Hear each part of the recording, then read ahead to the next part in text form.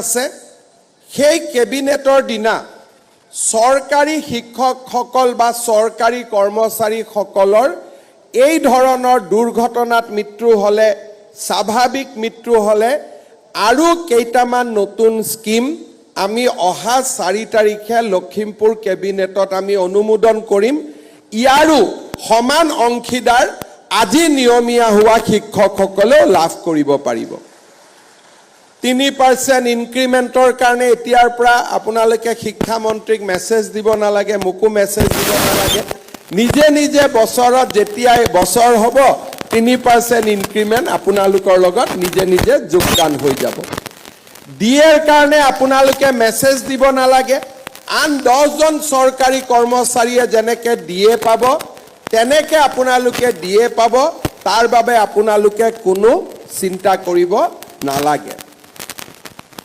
আপোনালোকে মনত পেলাওক যে আমাৰ জাৰ্নিটো কেনেকৈ আছিল মোৰ আজিও মনত পৰে ইয়াত ষ্টেট পুল টিচাৰ কোন কোন আছে হাত দাঙকচোন মোৰ আজিও মনত আছে যে 2016-17 চনত আমি ইয়াতে স্থায়ী নিযুক্তি পত্ৰ দিছিলোঁ টেট উত্তীৰ্ণ প্ৰাৰ্থীসকলক তেতিয়া এটা কণ্ডিশ্যন আহিছিলে যে এতিয়াৰ পৰা আমাৰ নতুনকৈ নিযুক্তি আৰু নহব কাৰণ গোটেই শিক্ষকসকলক শেষবাৰৰ কাৰণে টেট এবাৰ দিয়া হ'ব তাৰ পিছত আৰু আমাৰ ODLও টেট নাথাকিব এই ধৰণে নতুন নিয়ম আহিছিলে ষ্টেট পুল শিক্ষকসকলে মোক কৈছিলে যে আমি টেট পাছ কৰি চাকৰি নোপোৱাকৈ থাকি যাম আৰু আমাৰ জীৱন অন্ধকাৰ হ'ব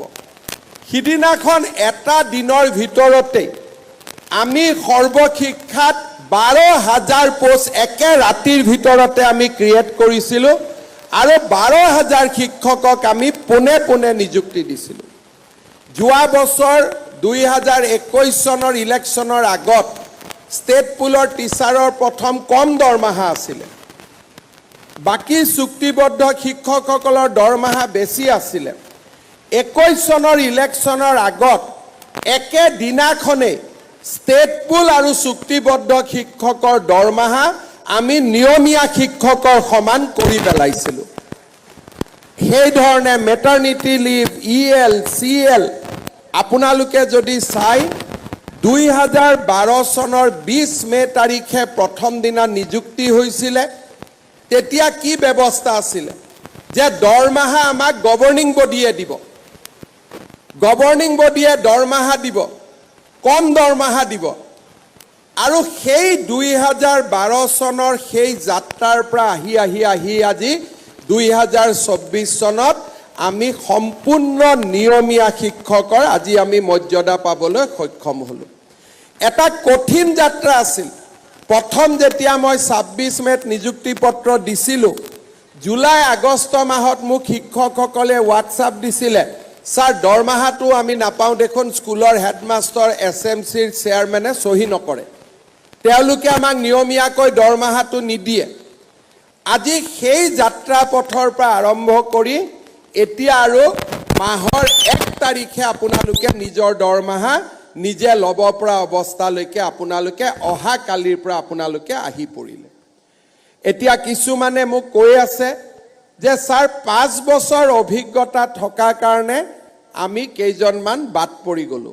মই শিক্ষা বিভাগক অনুৰোধ কৰিম যে নিয়মীয়াকৰণৰ মানদণ্ড 5 বছৰৰ অভিজ্ঞতাৰ পৰিৱৰ্তে 3 বছৰ কৰি দিয়ক যাতে বাকি সকলেও নিয়মীয়াকৰণ হৈ যাব পাৰে এখন উদাৰ হৃদয় লৈ যিসকল মাত্ৰ 3 বছৰ কাম কৰিছে সৰ্বশিক্ষা অভিযানত তেওঁলোককো আমি নিয়মীয়াকৰণৰ ব্যৱস্থা লম অহা বছৰৰ ভিতৰত আমি অহা বিত্তীয় বৰ্ষত তেওঁলোকক আমি নিয়মীয়াকৰণ কৰি দিম যিসকল শিক্ষক শিক্ষয়িত্ৰী কিবা কাৰণত আজি আবেদন কৰা নাই মই ভাবো যে অহা কালিৰ পৰা আপোনালোকৰ যিটো মৰ্যাদা হ'ব জীৱনৰ প্ৰতি যি নিৰাপত্তা আহিব এই সকলোবোৰ দিশ বিবেচনা কৰি তেওঁলোকে যদি পুনৰ আবেদন কৰিব খোজে তেওঁলোককো আমি আবেদনৰ পথ মুকলি কৰি ৰাখিম যাতে তেওঁলোকে দ্বিতীয়বাৰৰ বাবে আকৌ এবাৰ নিজৰ জীৱনক লৈ চিন্তা কৰিব পাৰে। আপোনালোকে জানে এই পৰ্যায়লৈ অহা পথ যথেষ্ট কণ্টকময় আছিলে। মই আপোনালোকৰ লগত শিক্ষামন্ত্ৰীয়ে কেইবাবাৰো আলোচনা কৰাৰ পিছত ময়ো আপোনালোকৰ লগত আলোচনা কৰিছিলোঁ।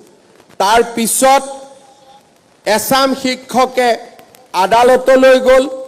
চৰকাৰে যিমান পাৰে আমিও আপোনালোকৰ হৈ মাত মাতি কেইদিনমান আগতে ডিভিজন বেঞ্চৰ পৰা আমি জাজমেণ্ট আনিছিলোঁ যে আমি নিয়মীয়াকৰণ কৰিব পাৰিম।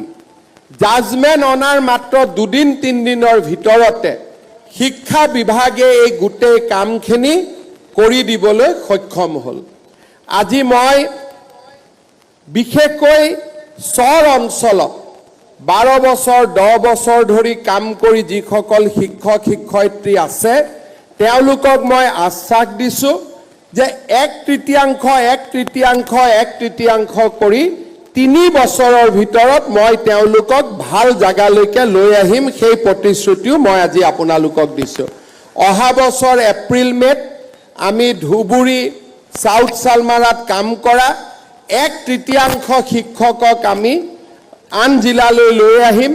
তাৰ পিছৰ বছৰ 1/3 শিক্ষকক আমি লৈ আহিম। তাৰ পিছৰ বছৰ 1/3 শিক্ষকক আমি লৈ আহিম যাতে ধুবুৰী সাউথ সালমাৰাৰ দৰে বিপদজনক স্থানত কাম কৰি থকা শিক্ষকসকলেও এটা জীৱনত ল'ৰা ছোৱালীক পঢ়ুৱাই ডাঙৰ কৰাৰ বাবে তেওঁলোকেও যাতে এটা সুবিধা পাব পাৰে। কিমান আছে ধুবুৰী আৰু সাউথ সালমাৰাত কাম কৰি থকা শিক্ষক? হাত ডাঙৰ। ঠিক আছে, যিমানখিনি আছে স্থায়ীভাৱে যিসকলক আজি আমি নিয়মীয়াকৰণ কৰিলোঁ তেওঁলোকক আমি 3 বছৰৰ ভিতৰত উপযুক্ত স্থানলৈ আমি লৈ আহিম আৰু অহা বছৰৰ ভিতৰত এই উপযুক্ত স্থানৰ যিটো ট্ৰান্সফাৰ সেই ট্ৰান্সফাৰৰ প্ৰক্ৰিয়া আমি আৰম্ভ কৰিম। শ্ৰদ্ধাৰ শিক্ষক মণ্ডলী, ইয়াৰ লগতে আজি আমি এইটো কথাও ক'ব খুজিছোঁ যে ৰাজ্য চৰকাৰে এই বছৰ প্ৰায় 6000 স্কুলত আমি হেডমাষ্টাৰৰ পদ আমি নতুনকৈ অনুমোদন কৰাৰ বাবে আমি সিদ্ধান্ত গ্ৰহণ কৰিছোঁ। এতিয়া আজি স্থায়ী হোৱা শিক্ষকসকলেও সেই প্ৰধান শিক্ষক হোৱাৰ স্কুলৰ ছিনিয়ৰিটিৰ ভিত্তিত এটা সুবিধা লাভ কৰিব, যিটো আপোনালোকৰ বহুজনৰ বাবে যদি চুক্তিবদ্ধ শিক্ষক হৈ থাকিলে আমি হেডমাষ্টাৰ কৰিব নোৱাৰিলোহেঁতেন। এতিয়া যিহেতু আপোনালোক স্থায়ীভাৱে নিযুক্তি হ'ল সেই 6000 পদতো হেডমাষ্টাৰলৈকে যাবৰ বাবেও আপোনালোকৰ সুবিধা মুকলি হৈ ৰৈ যাব। শ্ৰদ্ধাৰ শিক্ষক মণ্ডলী, আজি দিনটো আমাৰ বাবে আন এক লক্ষ্য প্ৰাপ্তিৰ বাবেও এটা স্মৰণীয় দিন। বিগত নিৰ্বাচনৰ সময়ত মই সিদ্ধান্ত গ্ৰহণ কৰিছিলোঁ আৰু ৰাইজৰ আগত কৈছিলোঁ যে আমাৰ চৰকাৰ যেতিয়া শাসনলৈ আহিব আমি 1 লাখ যুৱক যুৱতীক নিযুক্তি প্ৰদান কৰিম।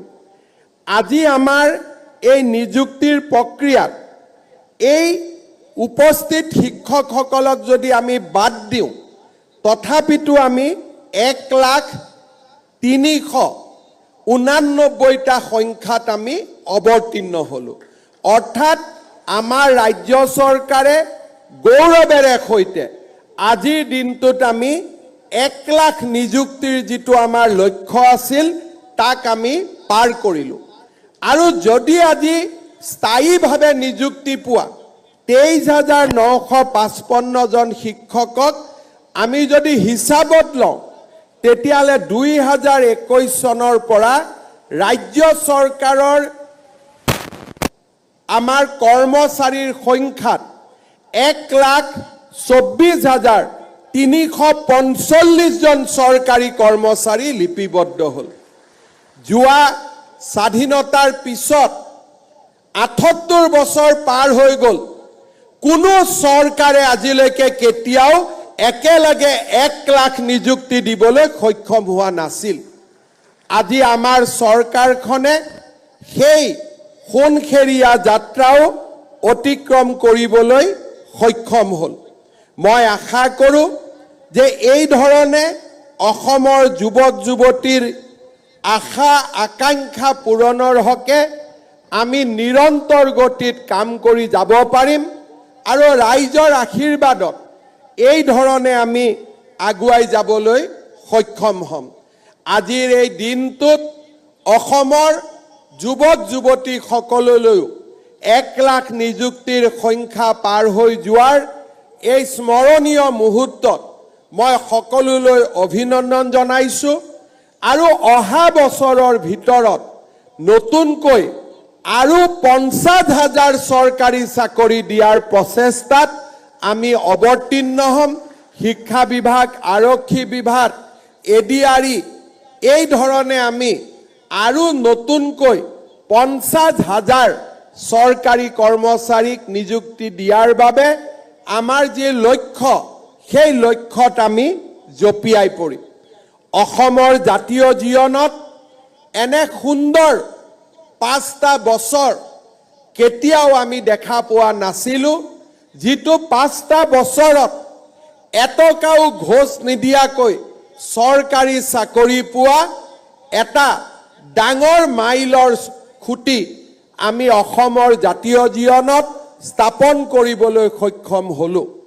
2013 চনত মোৰ মনত আছে যে আমি প্ৰথম টেট শিক্ষকৰ নিযুক্তিৰ প্ৰক্ৰিয়া আৰম্ভ কৰিছিলোঁ।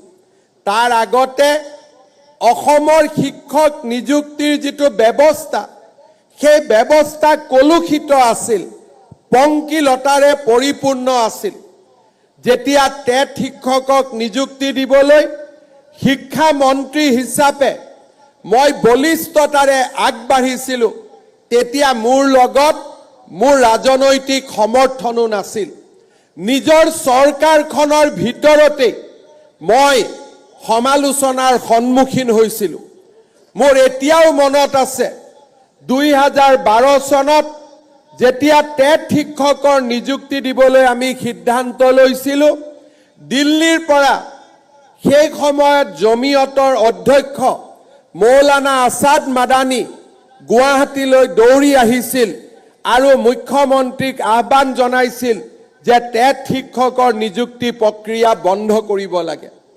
মোৰ আজিও মনত আছে যে সেই সময়ত টেট শিক্ষক নিযুক্তি দিবলৈ যাওঁতে তেতিয়াৰ সৰ্বশিক্ষা অভিযানৰ মিছন ডাইৰেক্টৰত ৰাজনৈতিকভাৱে চৰকাৰত উচ্চ পদত অধিষ্ঠিত ব্যক্তি এগৰাকীৰ কোঠাত কান্দিবলগীয়াৰ পৰিৱেশ হৈছিলে। কান্দি কান্দি মোৰ কোঠালৈ উভতি আহি কৈছিল যে ছাৰ, মোৰ চাকৰি বন্ধ হৈ যাব, আপুনি টেট শিক্ষকৰ নিযুক্তি প্ৰক্ৰিয়া বন্ধ কৰি দিলে মই বাচি যাব পাৰিম। তেনে ৰাজনৈতিক পৰিৱেশত আমি এটা নিকা শিক্ষক নিযুক্তিৰ বাবে সংঘৰ্ষ কৰিছিলোঁ। শ উচ্চ ন্যায়ালয়ৰ গোচৰ আমি একেলগে এবছৰৰ ভিতৰত আমি ফাইট কৰিছিলোঁ। সুপ্ৰিম কোৰ্টলৈকে গৈ গুৱাহাটী হাইকোৰ্টৰ প্ৰায় 500টাতকৈও অধিক গোচৰ একেলগে আমি নিষ্পত্তি কৰি আনিবলৈ সক্ষম হৈছিলোঁ।